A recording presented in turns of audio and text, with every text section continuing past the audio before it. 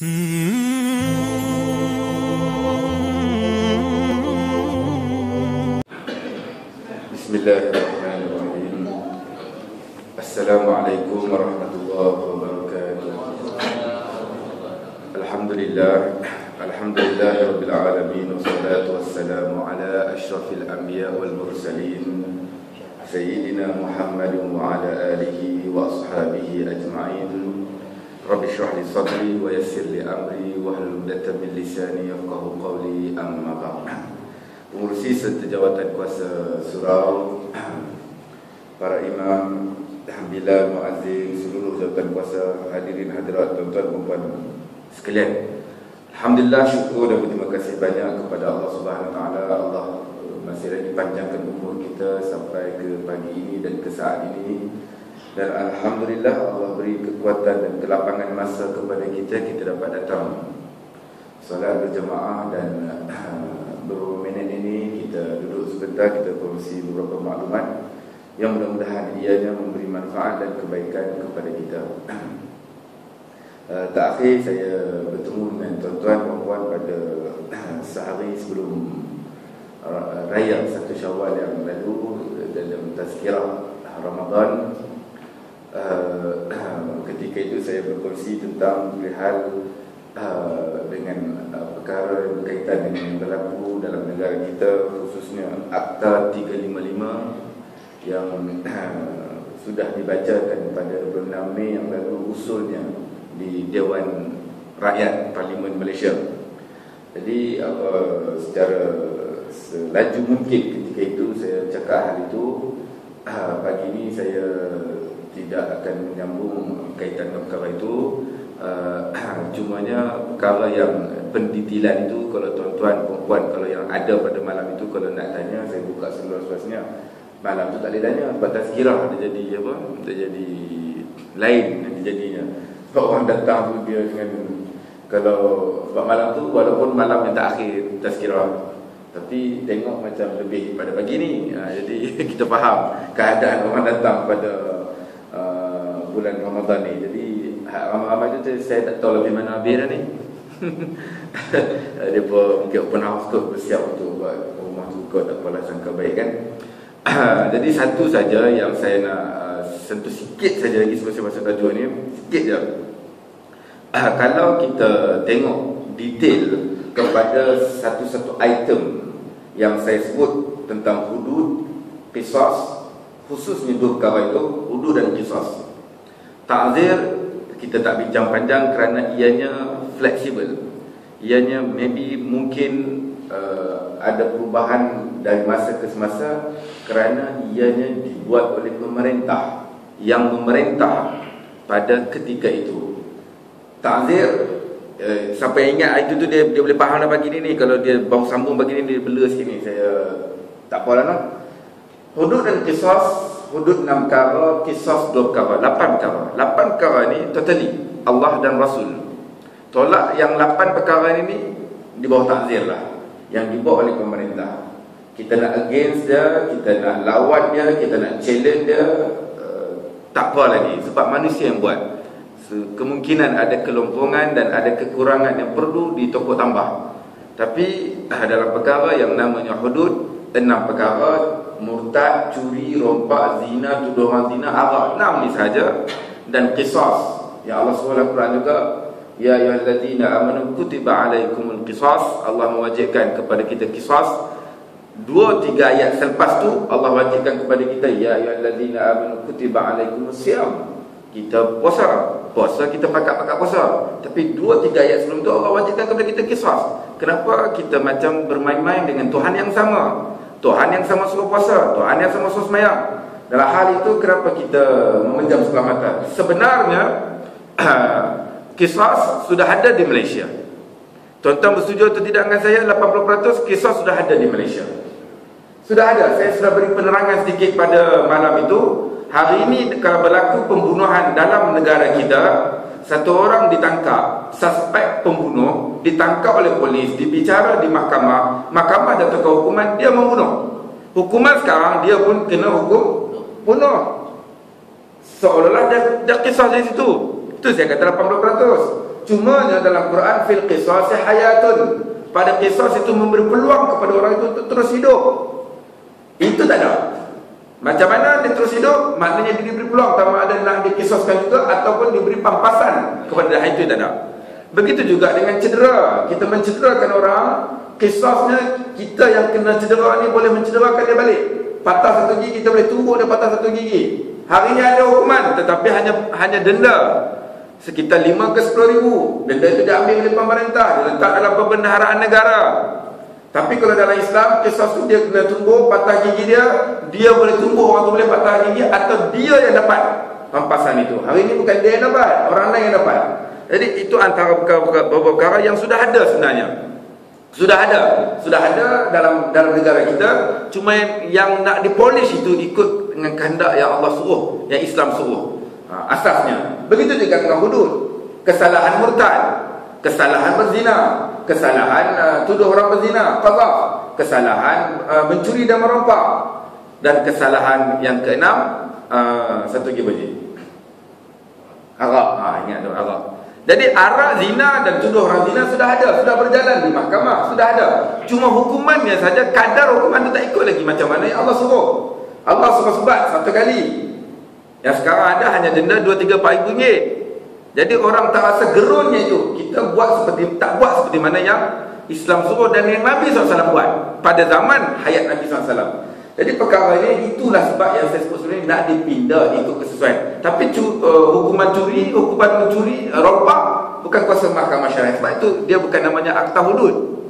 Curi dan rompak itu di civil court, mahkamah sivil. Dia ada penal code-nya. Kalau bunuh orang, curi, rompak, mencederakan orang, dibuatkan keseksaan. Dia bukan di bawah mahkamah syariah. Sebab itu akta 355 yang nak dibawa ini, yang nak dibentang ni. Sebab itu banyak pihak menyatakan bahawa itu bukan akta hudud, bukan sama sekali hudud. Dia hanya, kalau kita kata pun, bunga-bunga hudud. Dan itu saya sudah jelaskan pada tazkirah lepas. Malam pagi ni insya-Allah kita berkongsi satu tajuk sambung kitab yang sebelum ni. Saya akan bergilir dengan tajuk sebelum ni, itu Dajjal. Dan pagi ni saya akan bergilir dengan tajuk-tajuk yang selingan. Babu fi fadli bunyanil masjid. Bab pada membicarakan tentang kelebihan membina masjid atau membina tempat-tempat ibadah yang namanya tempat untuk orang melakukan taat kepada Allah, melakukan ibadah kepada Allah. A'udzubillahi minasyaitonirrajim. La masjidun ussisa 'ala taqwa. Masjid yang diterima di sisi Allah adalah masjid yang dibina atas dasar takwa. Bukan masjid yang sebut dalam Quran masjid dirar. Dalam Quran bertumbung dua. Satu masjid dibina atas dasar takwa, ataupun satu lagi masjid yang dinamakan masjid dirar. Dalam Al-Quran sebut itu. Masjid dirar, masjid yang dibuat atas dasar nak menunjuk, bermegah, nak challenge, nak tunjuk kehebatan, kekayaan, kemampuan dia. Bukan atas dasar kerana takut kepada Allah, nak mewujudkan satu tempat untuk orang duduk, beribadat, taat kepada Allah, untuk orang melakukan kebaikan. Bukan dasarnya itu. Dasarnya lebih kepada nak menunjuk, nak bermegah-megah.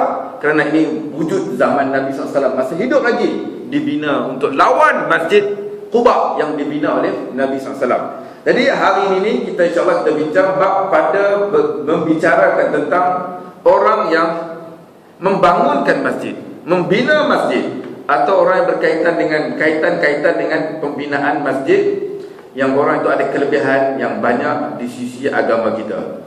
Qala muallif rahimahullahu ta'ala wa nafa'ana wa iyyakum bi'ulumihi fi daraini amin ya rabbal alamin. Berkata pengarang Abu Isa At-Tirmizi, ketahuilah kiranya wahai saudaraku sekalian, bermula membangunkan masjid itu amatlah besar kelebihan dan fadilatnya.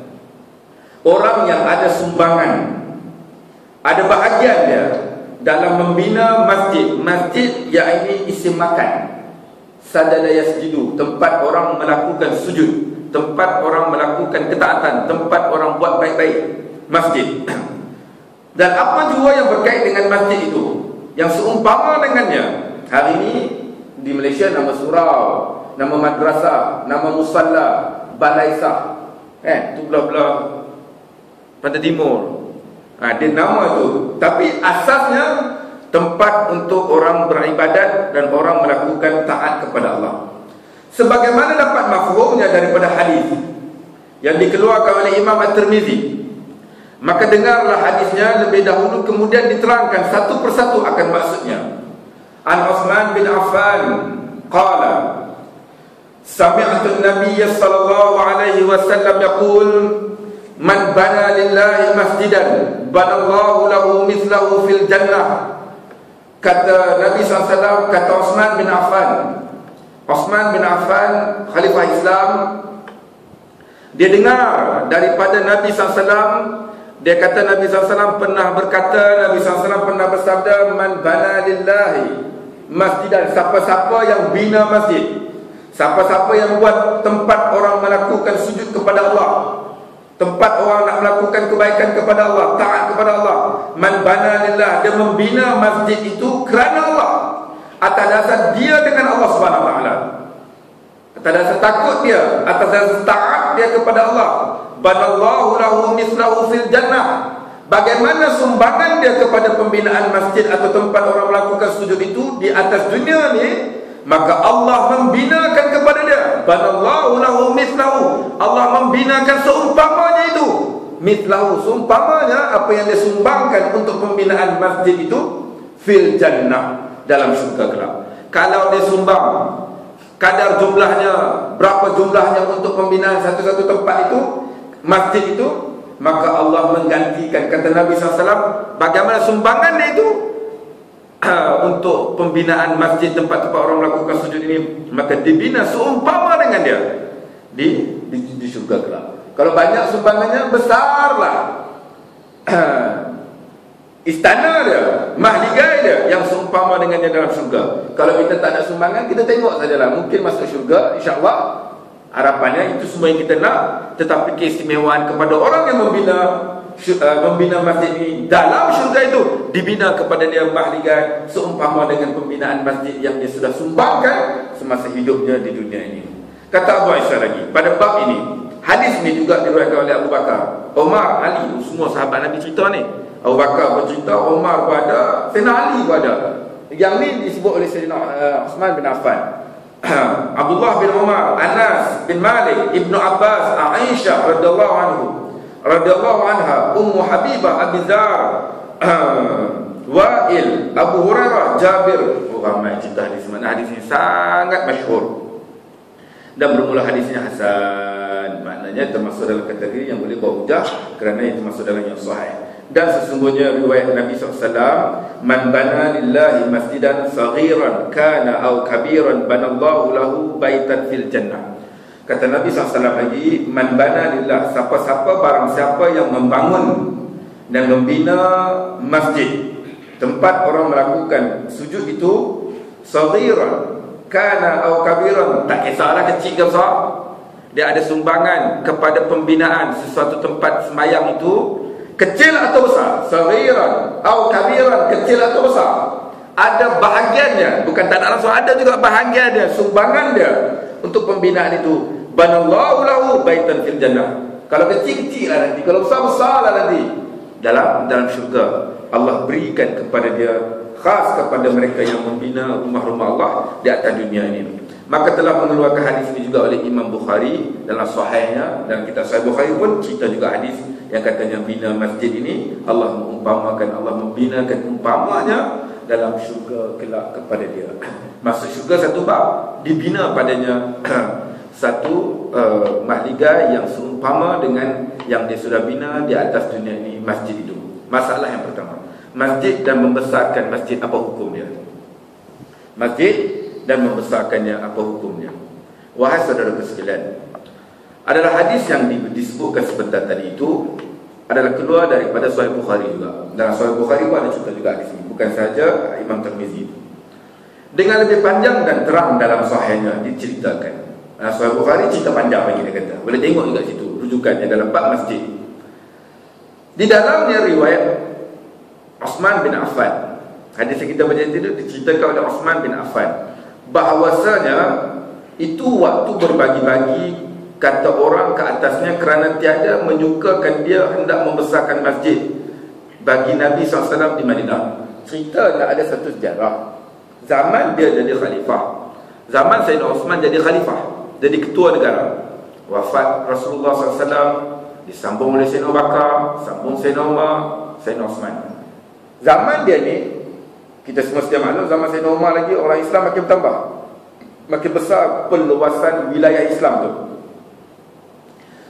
Maka makin ramai. Zaman Sayyidina Osman ni bertambah, maka ramainya mereka itu sehingga ramai di kalangan umat Islam ketika itu sembahyang di Masjid Nabawi itu melimpah keluar daripada masjid asal yang dibina oleh Nabi SAW. Terlampau ramai dah, orang makin ramai. Saya tentulah dulu mula-mula taman ni dulu mungkin kecil ni je. Haji Sujak pernah cerita kat saya dulu asal sejarah surau ni daripada adalah sejarah-sejarahnya yang tertentu, sehinggalah seperti mana yang kejayaan tuan-tuan perempuan yang tuan-tuan usahakan yang kita dapat tengok ini.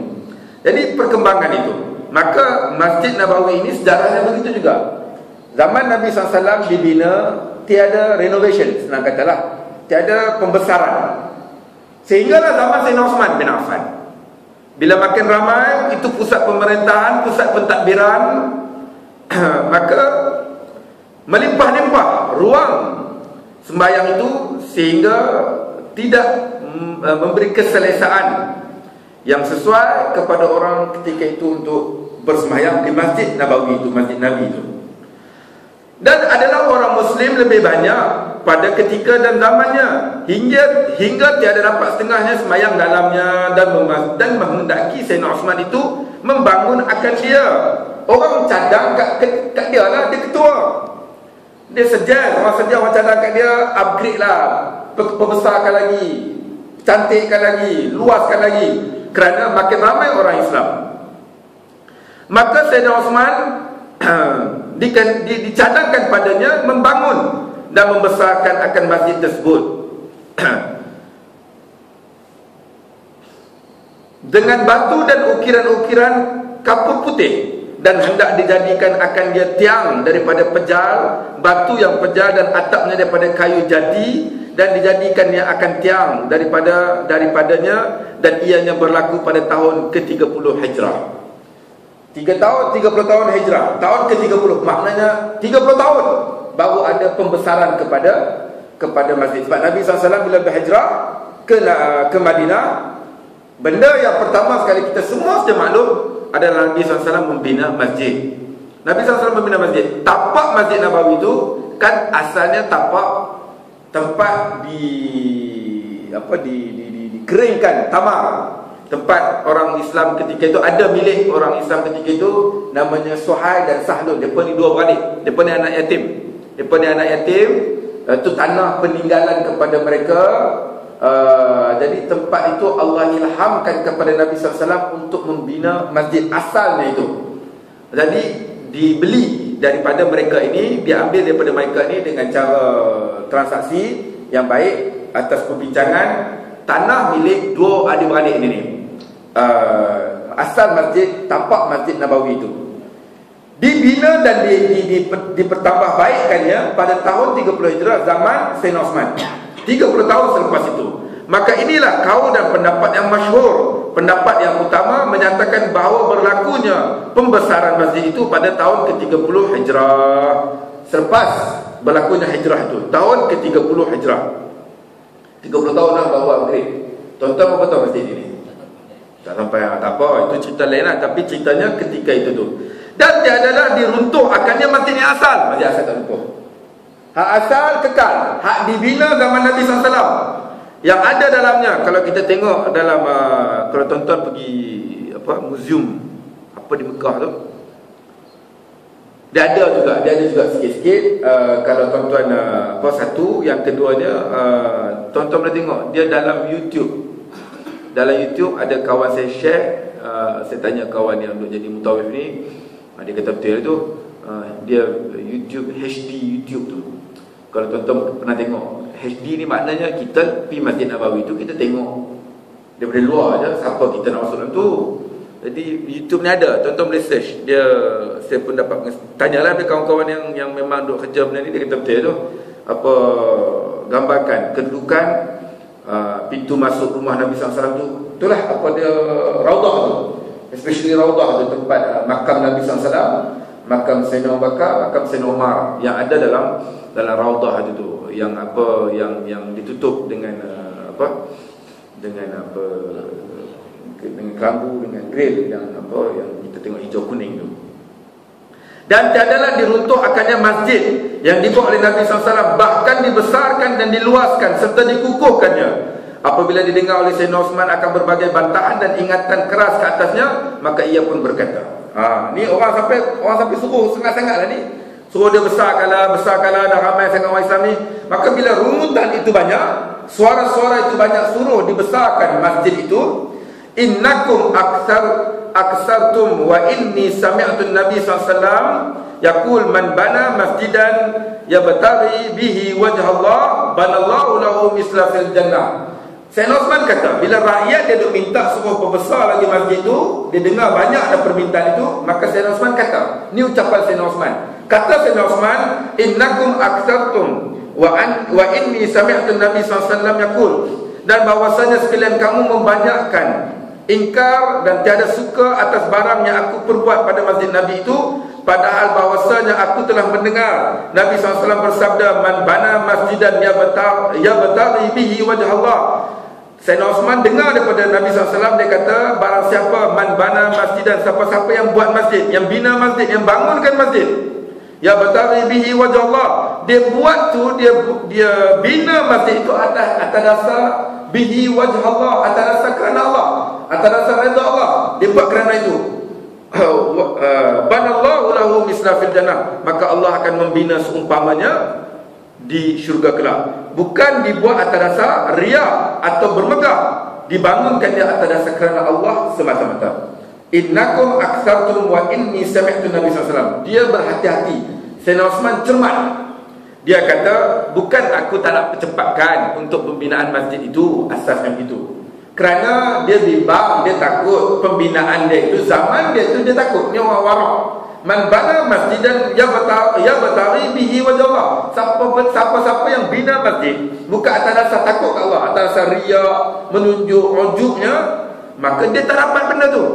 Dia takut. Maka dalam keadaan tu dia kata, sebab itu aku, bila rakyat diminta sangat, dia keluar ayat ini. Tapi kalau dibina atas dasar betul-betul takut kepada Allah, Allah akan balas balik seumpama dengannya di syurga kelak. Masalah masjid dan memperbaiki, adakah pahalanya? So dalam hal ini, masjid yang dibina, yang diperbesarkan, membesarkan masjid itu berlaku dari zaman ke zaman, dan Masjid Nabawi itu juga dibesarkan zaman Sayyidina Osman. Maka hukum di sini bagi kesesuaian pada zaman tertentu atas keperluan masyarakat, maka ketika itulah yang katanya sunat kepada masyarakat itu untuk membesarkan masjid itu demi kebaikan maslahah untuk satu-satu tempat itu. Masjid dan memperbaiki, adakah berpahala? Ya, masjid dah ada, pindah lagi, dibesar lagi, ada pahala kata. Wahai saudara sekalian, dengan hadis yang datang itu tadi menunjukkan pahala orang yang memperbaiki masjid, ubah, perbaik masjid itu. Sebagaimana orang yang membangunkan juga, sama aja. Orang yang buat dengan orang yang baikkan dia, baiki dia. Sebab apa? Kata Nabi SAW, man bana, siapa-siapa yang membangunkan, bana membina, siapa-siapa yang membangunkan masjid itu, dia dah masjid dah ada, dia elokkan lagi, dia bina lagi dengan atas dasar mencantikkan, memberi keselesaan. Kerana Nabi sebut man bana, siapa-siapa yang bangunkan masjid, maka telah disyaratkan oleh ulama, sah ia dengan makna membangunkan sebenar-benar bangun, atau dengan makna cara majaz, ini balaghah, membangun dengan cara majaz seperti memperbaiki, bertolong-tolong sedikit pada seorang pada membangunkan, mendirikan sebuah masjid, atau ia tolong ia pada ia menghidupkan masjid itu, atau ia menolong pada pandangan ia membesarkan masjid itu, atau apa jua yang diberikan atas dasar untuk masjid itu. Luas lagi takrifan dia. Bukan saja duit, jangan pandang ke duit saja. Apa jua orang tu yang dia buat untuk membangunkan masjid itu. Sebab kita sudah maklum dalam Islam, setiap orang ni kemampuan dan kebolehan dan kelebihan dia tak sama. Ada orang banyak duit, dia sumbang ke duit. Ada orang dia duit banyak tapi masa tak banyak, orang lain masa banyak, dia boleh untuk takbir dan urus masjid. Ada orang ni idea dia banyak, diberi idea pandangan-pandangan yang tertentu, nak mencantikkan, nak mengimarahkan satu-satu masjid, membangun dengan arti kata Imam Nawawi rahimahullah, iaitu membangun dengan arti kata menghidupkan juga masjid itu. Man bana, siapa-siapa yang membangunkan dia, selain daripada makna zahirnya membangunkan masjid itu, membina dia, alangkah ruginya masjid yang dibina tiada dibangunkan, akan isi dalamnya. Imam Nawawi lagi jauh di pandangan. Dia kata, jangan dipandang bahawa bangun tu buat masjid, lepas tu belah jadi aku dah buat dah, dapat syurga. Hidupnya tidak. Maka orang yang menghidupkannya, orang yang membangunkan masjid, arti kata membangunkan isinya, kata Imam Nawawi rahimahullah, juga termasuk dalam orang yang menghidupkan masjid ini. Maka kita ada sumbangan lah. Asasnya kepada pembinaan masjid itu, ideanya, sumbangannya, keringatnya. Dalam hal ini Imam Nawawi kata, apa jua yang berkait dengan membangunkan dan menghidupkan masjid itu, sebahagian daripada apa yang disebut oleh Nabi SAW itu. Masjid yang dibangunkan beramai-ramai, adakah dapat pahalanya? Ini beramai-ramai pula, share duit, collection. Bermula membangun masjid dengan beramai-ramai itu, dapat pahala masuk syurga ia, kata Imam At-Tirmizi. Tiap-tiap orangnya dalamnya fadilat membangunkan masjid. Bina masjid beramai-ramai, maknanya apa? Kau bagi satu, aku bagi satu, aku bagi RM50, aku bagi RM1,000, pakat-pakat ada sumbangan. Itu perkara biasa. Maka dalam hal inilah berkait dengan hadis yang disebut tadi. Man bana lillahi masjidan saghiran kana aw kabiran. Dia dapat bahagian dia bina masjid ni, kecil ke besar, ikut bahagian dia. Maka dia ni ada sumbangan. Kalau RM10,000, takkan rumah dia sama besar dengan orang sumbang RM1,000 masa di dunia dulu. Dia sumbang RM100,000, takkan sama dengan sumbang orang yang sumbang RM200,000. Seperti contoh begitulah. Maka sampai dengan hadis itu Nabi SAW kata, man bana lillahi masjidan. Siapa yang membina masjid itu saghiran, sesuailah, kecil dengan sesuai dengan kadar sumbangan itu, kana au kabiran, atau yang besar sesuai dengan jumlah yang diberikan besarnya itu. Wa may ya'mal mithqala dzarratin khairan yarah. Dibuatnya itu khairan yarah, dibuat kebaikan itu dengan kadar itu, dibalas dengan kadar itu juga. Kalau dibuat jahat pun kadarnya itu juga, baiknya pun kadar itu juga. Maka dalam hal ini disebut juga oleh hadis diriwayat daripada Ibnu Khuzaimah, dan jikalau sebesar sebanyak sesangkar burung pun sekalipun ada balasan padanya. Kalau orang yang membina itu, walaupun dia hanya sumbangannya hanya sebesar sangkar burung, ini kata Khuzaimah, itu juga ada balasan kepadanya, walaupun sebesar sangkar burung itu. Maknanya dia ada sumbangannya juga untuk membina dan membangunkan rumah-rumah Allah. Yang penting di sini ada sumbangannya untuk membangunkan. Maka tidak syak akan bahawasanya tiada memadai sembahyang sekadar-kadar sangkar burung. Mana mungkin nak buat tempat sembahyang hanya sebesar sangkar burung, dia kata. Maka jadilah hadis itu menunjukkan atas habis kecilnya sahaja itu, atas dalam memperbuat mithal, bandingan pada mencapai fadilat melebihkan kelebihan membangunkan masjid. Mana ada orang buat masjid sebesar sangkar burung, nak masuk pun tak boleh. Itu perumpamaan, dia kata maknanya kecil macam mana pun ada balasannya, besar macam mana pun of course di situ ada balasannya. Maka di sini adalah disebutkan ada sumbangan yang itu untuk membangunkan rumah-rumah Allah, dan boleh ditanggung atas makna zahirnya dengan makna membangunkan itu, yakni menukuk tambah, menambah, memperbaiki diikut kadar yang dihajati dari yang sesudah sebelumnya itu. Sebelum ni buat macam ni, sesuai zaman ni, dah tak sesuai, kapek ni dah tak pakai zaman ni, dah teruk sangat dah ni, dah berbau dah, ataupun banyak dah tile yang berlubang-lubang. Maka disesuaikan dengan pada ketika itu, nak bandingkan ketika sebelumnya, memperbaiki juga termasuk dalam yang dikatakan menghidup dan membinakan masjid itu. Atau yakni berkongsi-kongsi orang ramai pada membangunkan sebuah masjid, maka jatuh pada satu bahagian itu jadi orang atas kadar banyak mana sumbangannya. Kalau ramai-ramai sumbang, ikut kadar berapa banyak sumbangan yang dibagi itu. Maka ada sumbangannya. Bukan arti kata di sini nak kena dia seorang bina satu masjid. Tidak. Atas dasar sumbangan dia kepada hasil pembinaan masjid itu. Masjid yang tiada ikhlas, orang membangunkan, bagaimana keadaannya? Orang yang bina masjid tak ada keikhlasan. Dia buat, dia sumbang, dia bantu, yang tiada ikhlas. Ikhlas ni hanya dia dengan Allah Subhanahu Wa Taala. Kita tak boleh nak hukum. Walaupun dia kata aku yang derma tu, aku yang derma ni, kita tak boleh nak kata itu dia menunjuk, itu dia riak. Walaupun kadang-kadang kalau dia senyap, tapi kalau dalam hatinya ada niat menunjuk, lebih bahaya. Kita tengok dalam bab sedekah, dalam kitab Ihya Ulumuddin, Imam Ghazali ni kitab tasawuf lah, kitab hati ni kan. Tuan-tuan jangan salah faham. Ada tempat keadaan sedekah tu kena tunjuk. Fa amma bi ni'mati rabbika, hadis kena cerita juga nikmat yang Allah bagi kat kita. Jadi dalam keadaan ni kita tengok kadang-kadang orang bagi mock check lebih besar, kadang-kadang besar mock check itu.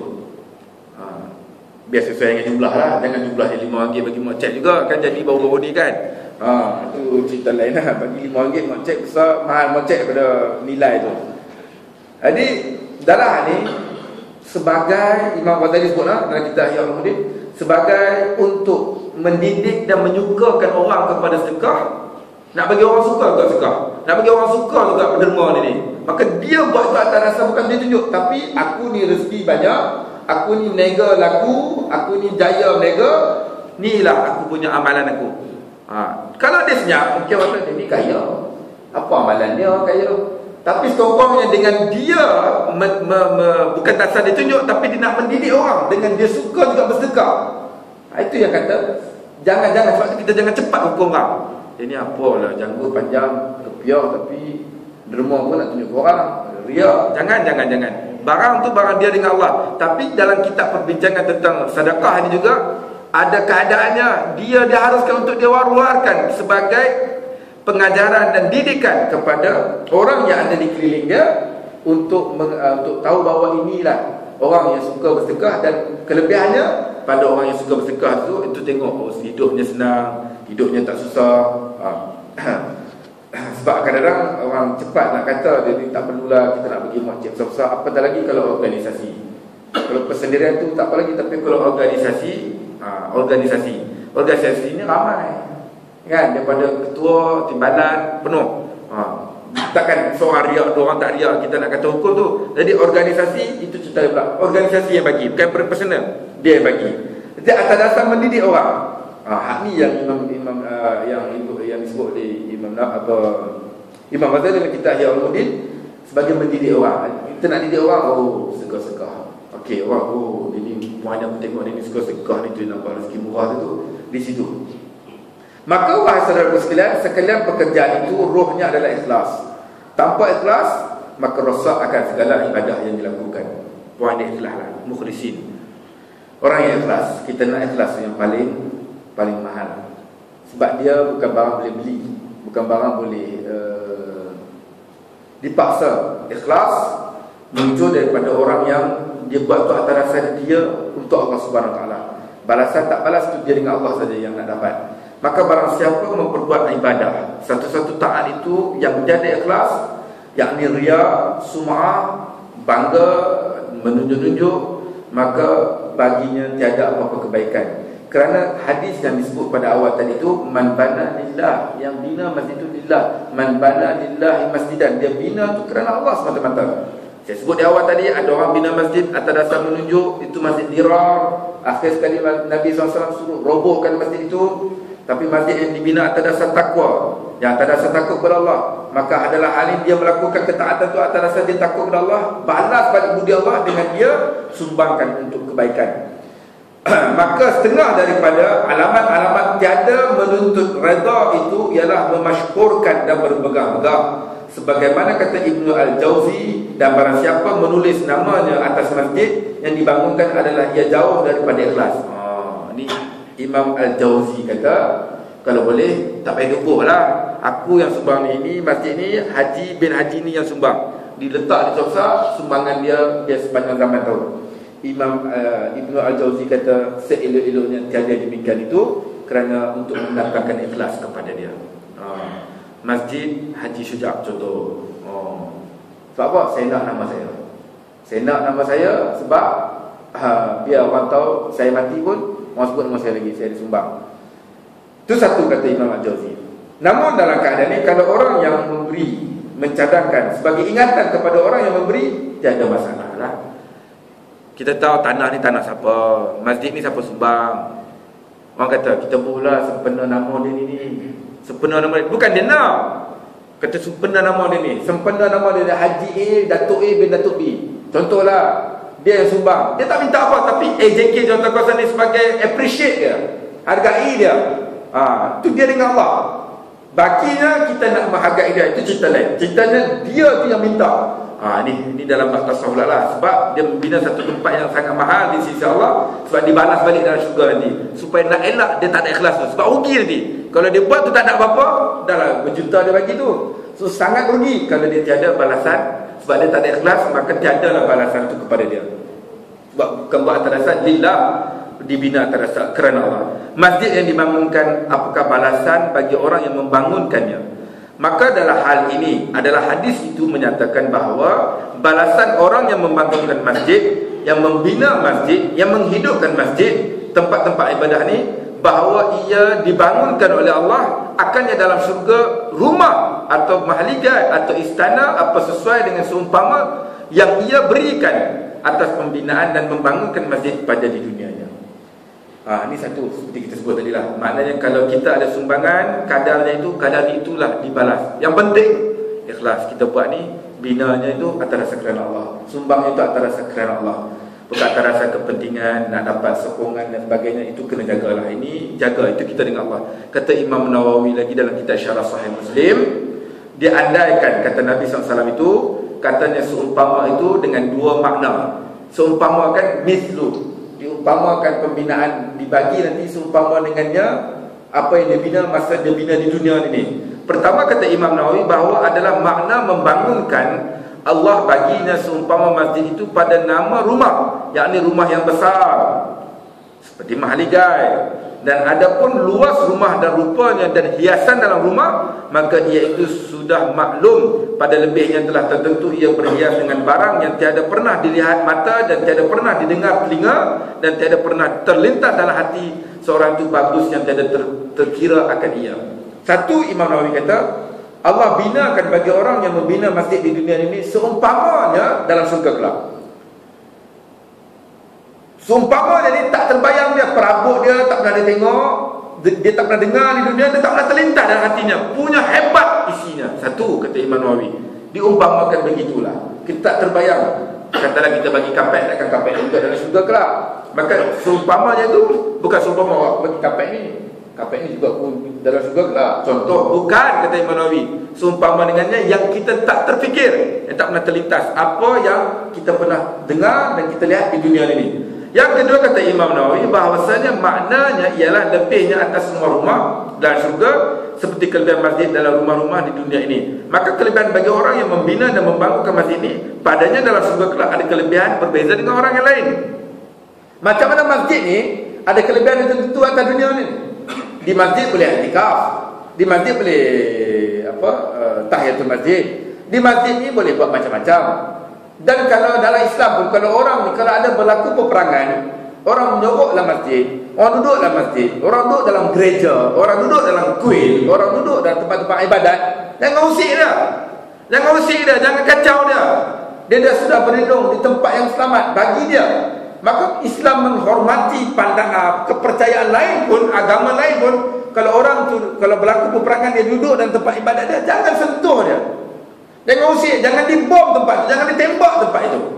Ini etika peperangan dalam Islam sudah macam tu sekali. Hari ini tak ada dalam masjid tu disepak je, dia ambil peluang untuk dia sembuh lagi. Tengok di Mesir beberapa tahun lepas kan, bagaimana orang duduk dalam masjid, dia masuk dengan keadaan berkasut dan sebagainya, tak ambil kisah. Sedangkan dalam Islam itu bukan caranya. Orang tua tak boleh diusiknya, perempuan yang lemah tak boleh diusiknya. Ada adabnya, tumbuhan pun tak boleh diusiknya dalam peperangan Islam ini. Jadi, maka orang yang membina masjid ni kelebihan yang tertentu. Di dunia ni ada lebih dah. Maka dan orang yang membina, jadi yang ada sumbangan kepada pembinaan masjid ini, di akhirat kelak dia ada kelebihan yang tertentu kerana dia ada satu rumah, bukan rumah macam rumah-rumah biasa. Rumah kelebihan itu tak terjangkau pada fikirannya. Dan ayat Quran, wa ma anfaqtum min syai'in fa huwa yukhlifu. Kata Allah Subhanahu wa taala, apa yang kamu sumbangkan, wa ma anfaqtum, apa yang kamu belanjakan, apa yang kamu sumbangkan, apa yang kamu keluarkan, min syai'in, sesuatu, baik idea, baik duit, baik pandangan, baik sumbangan tenaga, syai'in, sesuatu. Wa ma anfaqtum min syai'in, apa yang kamu berikan sesuatu, fa huwa yukhlifu, Allah balas balik kepada kamu. Allah balas balik. Janji Allah, Allah balas balik. Fa huwa yukhlifu, Allah membalas balik apa yang kamu sudah berikan atas dunia ini.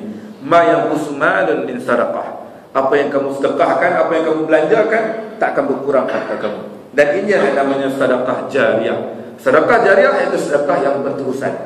Sedekah yang berterusan, seperti mana Allah SWT berfirman dalam surah Yasin, inna nahnu nuhyil mauta wa naktubu ma qaddamu wa atharahum. Ya Allah kata, aku yang menghidupkan orang yang mati dan aku tulis, kata Allah, wa naktubu ma qaddamu, aku catat, aku tulis semua apa yang kamu buat. Wa naktubu ma qaddamu, aku catat semua apa yang kamu buat.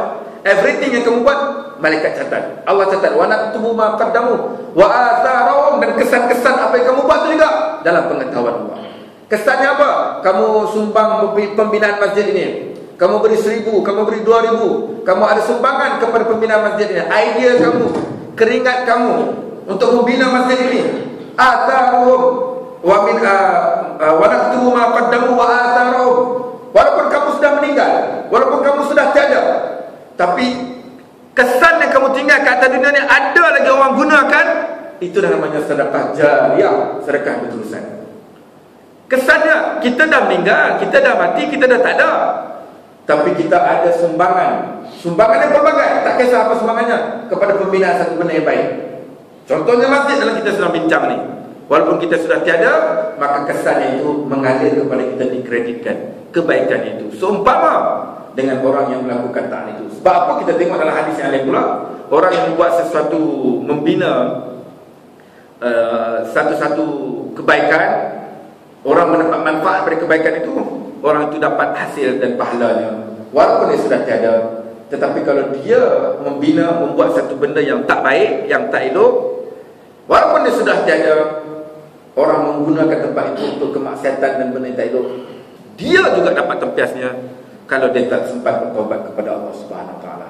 Maka dalam hal ini kita rebut peluang, fastabiqul khairat, berlumba-lumba untuk buat kebaikan. Maka matinya kita pun, selagi mana orang memanfaatkan tempat itu untuk perkara-perkara yang baik, maka pahalanya, kebaikannya itu mengalir kepada kita. Wa atharahum, dan kesan-kesannya kita dapat juga.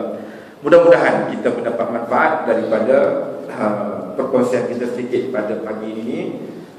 Kesimpulannya, masjid itu tempat orang melakukan sujud. Dalam kitab masuk masjid, dia tak sebut surau, tak sebut madrasah, tapi tempat-tempat orang nak melakukan sujud kepada Allah, nak melakukan taat kepada Allah, maka dibalas oleh Allah SWT ikut kadar sumbangan yang kita beri kepada pembinaannya itu, saghiran atau kabiran, kecil atau besar. Dihuraikan lagi oleh Imam Nawawi rahimahullah ta'ala, bukan sekadar sahaja kepada dinar dan dirham, ataupun sumbangan tenaga, sumbangan pandangan dia, bagi orang yang membangunkan juga, iaitu orang yang menghidupkan masjid itu dengan hidupnya apa jua yang ada dalam masjid itu. Bukan sekadar dibina, dikatakan manbana, siapa-siapa yang membangunkan masjid. Tuan-tuan, kalau pakat-pakat tak bangunkan masjid, tak ada siapa namai masjid ni. Kalau pakat tak ada nak bangunkan, biar je lah, dah bina-bina, aku nak bina aja. Tapi tak dibangunkan. Dibangunkan arti kata menghidupkan apa yang boleh diambil manfaat daripada tempat yang namanya masjid ini. Maka inilah kita ambil kesempatan. Allah bagi lagi nyawa kat kita, Allah bagi lagi kekuatan kesihatan kepada kita, untuk kita ada tenaga kita, sumbangan kita apa yang sewajarnya untuk kita mengimarah, menghidupkan masjid ini. Innama ya'muru masajidallah man amana billah wal yawmil akhir. Orang yang nak mengimarahkan masjid ni, Allah dah beritahu dalam Quran. Bukan semua orang. Orang yang beriman kepada Allah dan orang yang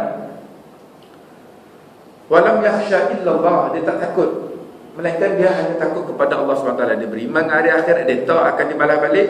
Maka orang inilah innama ya'muru masajidallah, orang-orang yang boleh untuk mengimarahkan masjid. Bukan semua orang boleh nak main masjid ni, bukan semua orang boleh nak datang sembahyang berjemaah. Maka kita yang Allah sudah beri kelapangan masa, kekuatan ini, kita doa untuk Allah beri kepada kita istiqamah sampai ke akhir hayat kita. Kita boleh konsisten dengan apa yang Allah sudah berikan kepada kita hari ini. Malam lebih baik insyaAllah. Seperti di sini dulu yang baik daripada Allah, yang kurang tak masa saya minta maaf banyak-banyak. Subhanakallahumma bihamdika asyhadu an la ilaha illa anta astaghfiruka wa atubu ilaik. Bismillahirrahmanirrahim. Innal insana lafi khusr illa alladhina amanu wa amilus solihati wa tawassaw bil haqqi wa tawassaw bis sabr. Bismillahirrahmanirrahim. Alhamdulillahirabbil alamin wassalatu wassalamu ala asyrafil anbiya wal mursalin sayyidina Muhammadin wa ala alihi washabbihi ajma'in.